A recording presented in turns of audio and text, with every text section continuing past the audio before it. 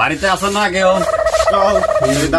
কিস্তির টাকার জন্য আইসিন দাদি, কিস্তির টাকাটা দিও। কিস্তির লাগে আইছেন?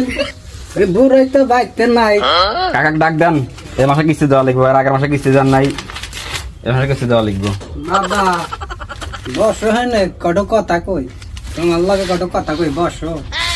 না দাদি, মনে করো যে আগের মাসেও কিস্তি দাও না, এই মাসে যদি না দাও তাহলে তবু না, আমার তো অফিসে লব দেওয়া লাগে। আমাদের ঘর বাড়ির অবস্থা দেখতে চাও না বাবা? না, এটা দেখছি। আমরা খুব কষ্টে চলি বাবা, কিছুই নাই ঘরে, খাবার দাবার কিছুই নাই ঘরে, তালা দিয়ে বুড়া কোনে গেছে। দাদাকে ডাকতে, দাদা আসুক, দাদার সাথে কথা বলি। ওরে যাইরা বুড়া, কিস্তি এলা আইছে, কোনে তিল খেত নিরে বের গেল, এখনো আসতেছে না, এই সকালে বাড়াইছে না খায়া। আমরা এগুলো দাদি শুনবো না, আগের মাসে কিস্তি দাও না, এই মাসে তোমার কিস্তি দেওয়াই লিখবো, নাহলে আমরা থানার সাহায্য নেবো। আমার কথা কই না বাবা, এর আগে পুলিশের কথা কয়া, পুলিশ আইছিল, ডোলের মধ্যে পালা আসছিলাম, 2 দিন ডোলের মধ্যে থেকে বাড়াবার পারি নাই। আমি থানা মানার কথা যায় না বাবা, আমার অবস্থা খুব খারাপ। তাহলে কিস্তিটা ভালো ভালো দিয়ে দাও। বাবি যারে দেখলেন, বাবি যারে তো দেখি না, এর আগের সপ্তাহ দেখে গেলাম। কো বাবিরা আছেন না? কিস্তি মিস্তি দিবার পারবো না বাবা। দাদি। কও বাবি গারে তো দেখি না।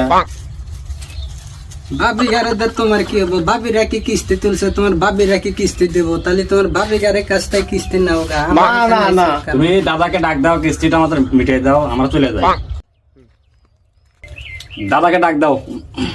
করে বুড়া, কিস্তি এলা আইছে, তাড়াতাড়ি আইসো। বুড়ি আমি আসতেছি, রহ কিস্তি আলা। কি হয়েছে বুড়ি? হ্যাঁ কি হয়েছে? কিস্তি আলারা পুলিশের ভয় দেখাইতেছে, আমরা কত পুলিশ বাইরে মেরে আলাইলাম। সেদিন কেউ না এক কিস্তি আলা স্যার, ওই যে জঙ্গল দিয়ে পলা গেল। এবার একটু বাইরে আছে, বাড়ি শুরু করছে একটু আগারে। না, কিছু টাকা দিতে হবে। আবার বিলে এই সার বিলে আবার ঘর ফুসকি পারছিল। নুসা বেটা ঘর ফুসকি পারছে, বসাওছে বলতে পারে মানে দেখতেছি না তো ভালো মন্দ জিজ্ঞেস। টাকার জন্য আইছো নাকি নুসকি? কিছু না, আমি তো দেখলাম বৌদিরা বাবিরা আছে নাকি, এটা মানে ভালো লাগে আর কি। জায়গা বেটারা কিস্তি লাইছে না, ফুসকি আর স্যার কিস্তি পারবো না।